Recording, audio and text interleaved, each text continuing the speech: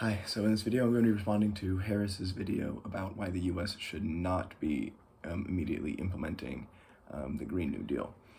The Green New Deal is a climate change proposal to make the United States carbon neutral by 2050 and to wean off of fossil fuels and to strictly use renewable energy while also working to alleviate some environmental racism in the United States by cleaning up toxic waste sites and lead pipes and just providing more equity to lower income neighborhoods who generally live closer to toxic waste sites.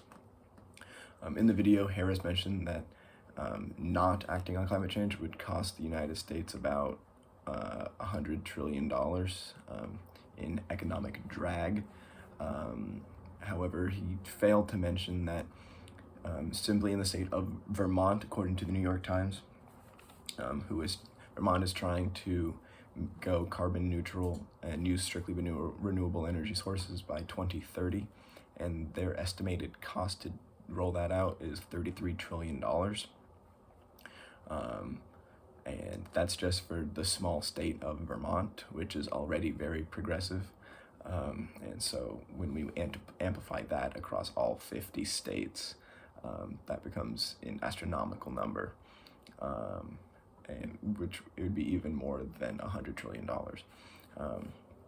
The Green New Deal, some of its proposals say that they will eventually pay for themselves by weaning off of fossil fuels and into renewable energy sources. But where the Green New Deal fails is giving specifics on how this is going to be achieved.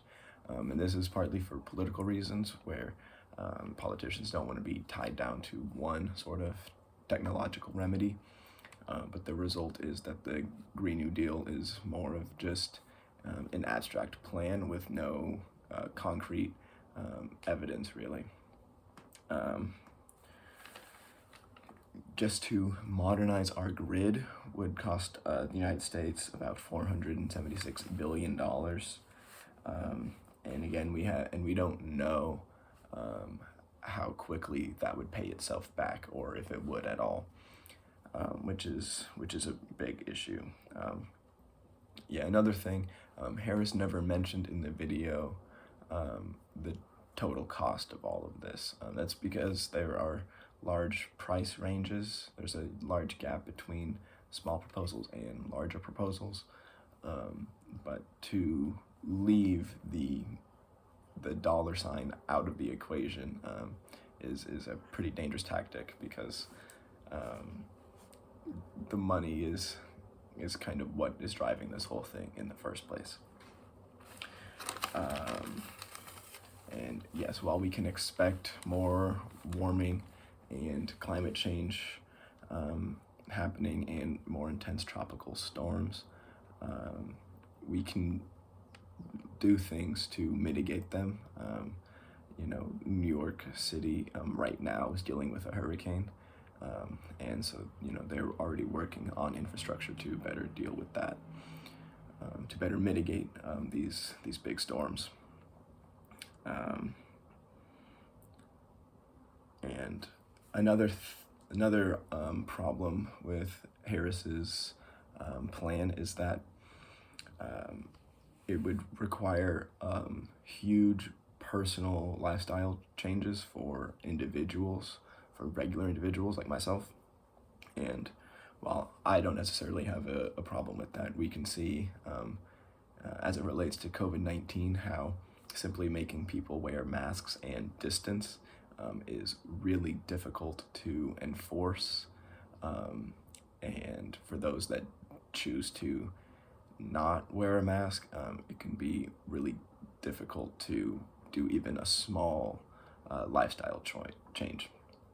And the Green New Deal would require massive lifestyle changes. Some critics of the Green New Deal say, that they're trying to phase out, agriculture, because methane is one of the most dangerous greenhouse gases. It causes more warming than carbon dioxide per molecule of methane. And so some proposals are limiting the amount of beef that people can eat. And we can tell with COVID-19 that even small lifestyle changes are going to cause really big issues, really big problems for consumers. And that's only going to get worse once we try to tell people what they can and cannot eat or wear. And there's also talk in the Green New Deal of a carbon tax on people's cars. And so then you're dealing with telling people that they can and cannot drive to work or to school or to hang out with their friends. And instead, forcing them to, take a light rail or public transportation. And while that is not necessarily a bad thing in terms of the environment, obviously, and that it's these lifestyle changes, I think will be a great problem for Americans in general.